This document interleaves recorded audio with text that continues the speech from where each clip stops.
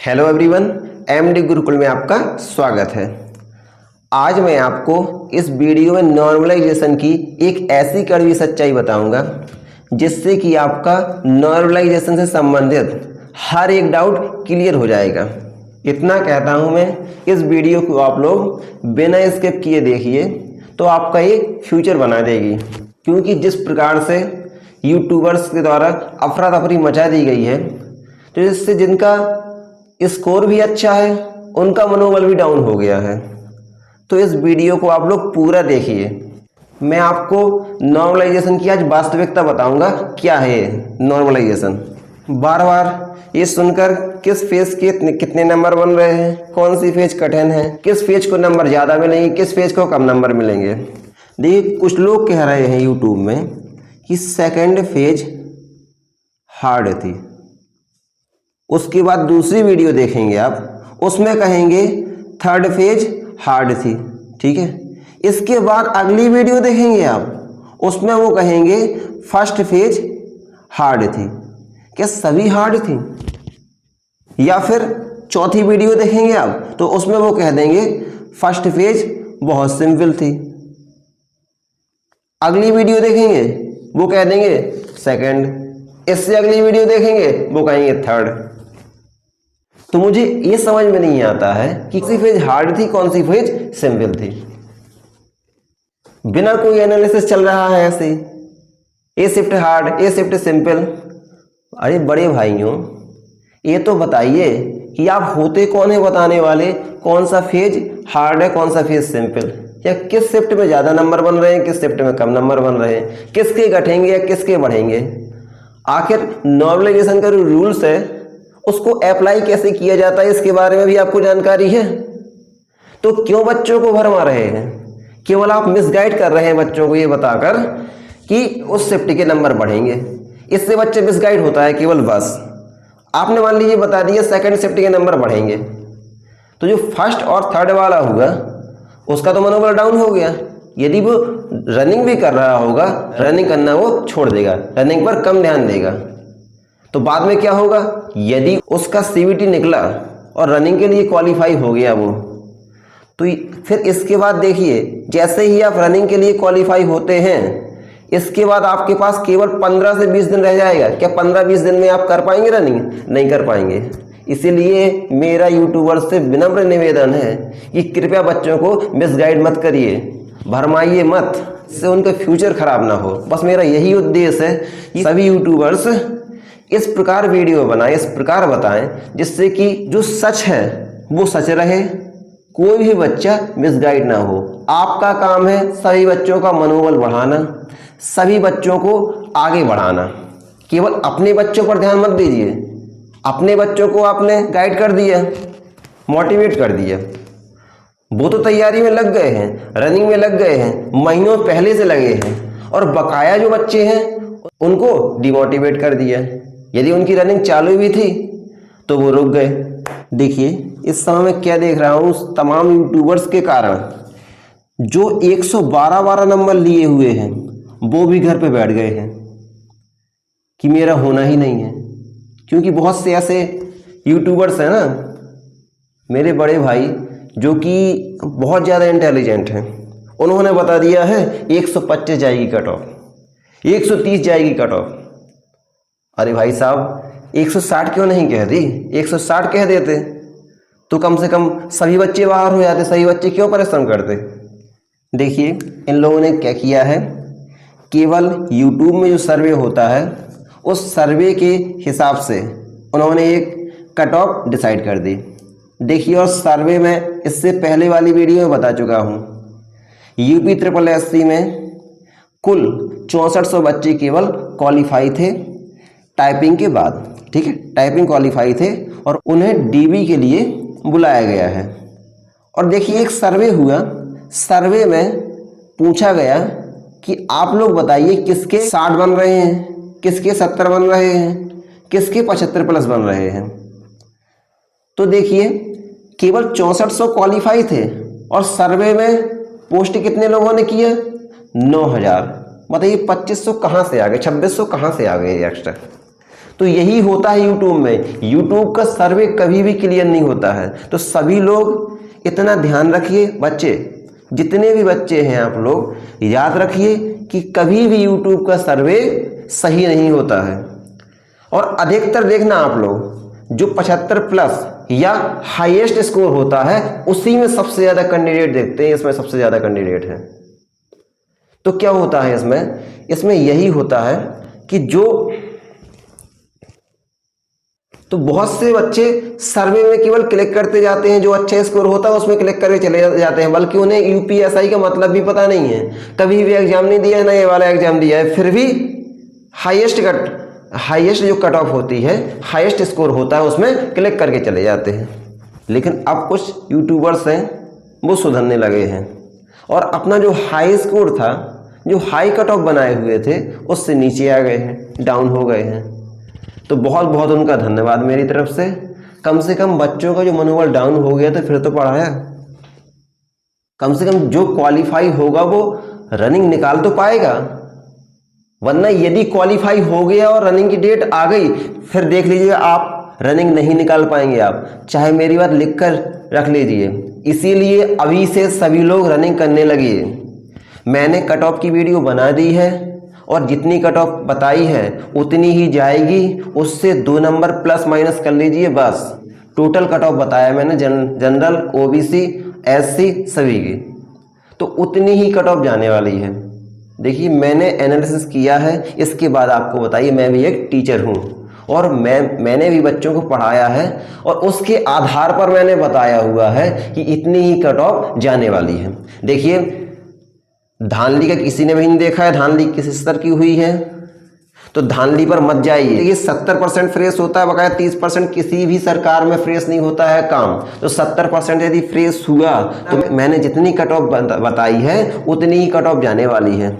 तो आप लोगों से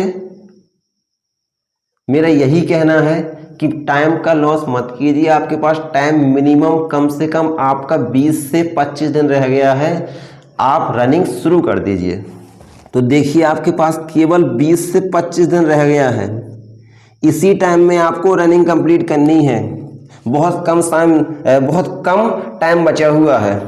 आप लोगों से मेरा विनम्र निवेदन है, अपने लिए नहीं तो अपने मम्मी पापा के लिए ही रनिंग शुरू कर दीजिए। और यूट्यूबर्स की मत सुनिए। अब किसी भी यूट्यूबर्स की आपको कट ऑफ नहीं देखना है, केवल आपको रनिंग में ध्यान देना है। 20-25 दिन में आपका क्या चला जाएगा, केवल 1 घंटे आपको रनिंग करनी है और 1 घंटे में आपकी केवल आपको आधा घंटा ही लगता है रनिंग करने में, ठीक है। और बकाया एक्सरसाइज करनी है और आधे घंटे से कम करिए। 1 घंटे ही आपको केवल देना है रनिंग के लिए और 1 घंटे में आपको एक्सरसाइज भी करनी है और रनिंग भी करनी है। तो केवल 1 घंटे आपको देने में क्या चला जाएगा, सुबह का 1 घंटा दीजिए, बस आपकी रनिंग कंप्लीट हो जाएगी। अब देखिए मैं अपनी एक स्टूडेंट की बता रहा हूँ। मैंने जो एसआई का बैच पढ़ाया था, अब तो मैं कांस्टेबल और लेखपाल का बैच चलाने लगा हूँ। मैं ऑफलाइन हिंदी पढ़ाता हूँ, अब मैंने और ऑनलाइन में भी हिंदी पढ़ाना शुरू कर दी है। इसी चैनल में मैं वीडियो हिंदी की डाल रहा हूँ। बहुत ही सिंपल तरीके से हिंदी पढ़ा रहा हूँ। मेरे और पढ़ाए हुए जो बच्चे हैं उन्होंने अच्छा स्कोर किया है हिंदी में, तो आप भी देख लीजिए। यदि आपको अच्छा लगे तो आप लोग देख सकते हैं, वो आपके ऊपर है, ठीक है। तो मैं उस लड़की की बता रहा था जो स्टूडेंट है मेरी, देखिए उसके 103 नंबर हैं। 103 नंबर ओबीसी में एक अच्छा स्कोर है गर्ल्स के लिए, क्योंकि गर्ल्स की पिछली बार बहुत ज़्यादा कट ऑफ नहीं गई थी और उसने रनिंग करनी शुरू भी नहीं की और वो फाइनल तक जाएगी, मुझे पता है। यदि उसकी रनिंग निकल जाती है तो उसका 100% फाइनल तक हो जाएगा। लेकिन वो बैठी हुई है, क्यों बैठी हुई है? यूट्यूब देखती है और यूट्यूब देखने के बाद वो केवल मन में यही सोच लेती है 125 देखकर। बताइए कहाँ 125 और कहाँ 103 नंबर मेरा होना ही नहीं है। फिर मैंने कल उसे समझाया कि 103 में 100% आपका हो जाएगा, तब उसने कहीं जाकर रनिंग शुरू की है। अब देखिए उसको 5 दिन लगेगा केवल नसों को खोलने में। देखिए जब शुरुआत होती है रनिंग की तो पहले जो होती हैं नसें, वो नसें खुलती हैं। तो इसमें कम से कम आपका 5 से 6 दिन लगता है। तो देखिए ये आपके पास यही समय बचा केवल 1 ही हफ्ते का, तो कहाँ से आप लोग पहले नस खोलेंगे या पहले दौड़ लगाएंगे? तो ज़रा सोचिए। इसीलिए मैं कह रहा हूँ आपसे, जो कट ऑफ मचाए हुए हैं सभी लोग, तो कट ऑफ पर ध्यान मत दीजिए। नॉर्मलाइजेशन का जो भी आपका रूल्स है, यदि आप लोग बोलेंगे, मैं नॉर्मलाइजेशन का जो रूल है उसके बारे में, जो फॉर्मूला है उनका फॉर्मूला के बारे में बता दूंगा, और किस प्रकार आपकी नॉर्मलाइजेशन के द्वारा कट ऑफ बनाई जाती है, नॉर्मलाइजेशन किस प्रकार होता है उसके बारे में भी बता दूंगा। लेकिन ये बता पाना कि नॉर्मलाइजेशन का असर किस पर पड़ेगा, कितने नंबर ज़्यादा होंगे, किसके ज़्यादा होंगे, मेरे बस की बात नहीं है। मैं झूठ नहीं बोल सकता। देखिए, और जो लोग झूठ बोलते हैं तो उनका सुनिए। और भी यूट्यूबर्स हैं, वो नॉर्मलाइजेशन का मेथड बता देते हैं, फॉर्मूला बता देते हैं और लगा भी देते हैं, अप्लाई भी कर देते हैं। बल्कि कैंडिडेट की जानकारी उन्हें है भी नहीं, क्योंकि कैंडिडेट की जानकारी, कैंडिडेट कितना नंबर लाया हुआ है किस फेज में, उस बेस पर नॉर्मलाइजेशन होता है। अब उन्हें अंदर की बात ही पता नहीं है, फिर नॉर्मलाइजेशन करने पड़ेगा। तो ऐसा कैसे कर देते हैं, मुझे समझ में नहीं आता। कम से कम आप लोग बच्चे हैं, लेकिन इतना तो आपके पास नॉलेज है कि फॉर्मूला क्या होता है। तो पहले नॉर्मलाइजेशन का फॉर्मूला आप लोग जाकर देखिए, समझिए। मेरी यदि बात आपको झूठ लगे तो आप लोग कमेंट कर सकते हैं। यदि सब्सक्राइब जो किए हुए हैं वो अनसब्सक्राइब कर सकता है, लेकिन मुझे पता है मेरी बात में सच्चाई है। नॉर्मलाइजेशन का मैं फॉर्मूला जानता हूँ और किस बेस पर होता है वो भी जानता हूँ। तो देखिए बच्चों, जितने भी लोग ये वीडियो को देख रहे हैं आखिरी तक, उन्हें कसम है, जितनी मैंने कट ऑफ बताई है उसके अंतर्गत यदि आप आते हैं तो आपको दौड़ना शुरू कर देना है कल से। कसम है आपको। देखिए, दौड़ना है आपको पक्का, और ऐसा ही बंद कर दिखाना है। जो दौड़ गया वो स्टार लगवा लेगा, वर्दी होगी उसकी बॉडी पर। और जो नहीं दौड़ पाया, जो इसी चक्कर में लगा रहा कट ऑफ नॉर्मलाइजेशन, तो वो आखिरी तक नहीं दौड़ पाएगा, उतना उसका आखिरी में होना है। तो मेरी बात को लिखिए, समझिए और मंथन कीजिए, और कल सुबह से ही रनिंग शुरू कर दीजिए। आपका पक्का होगा। भगवान से मैं प्रार्थना करता हूँ आप सभी का, जितने भी वीडियो देखने वाले हैं सभी का हो, लेकिन उसी का होगा जो दौड़ेगा, जो मेहनत करेगा। ऐसे नहीं घर में लेटे लेटे हो जाएगा। हर चीज़ में मेहनत लगती है।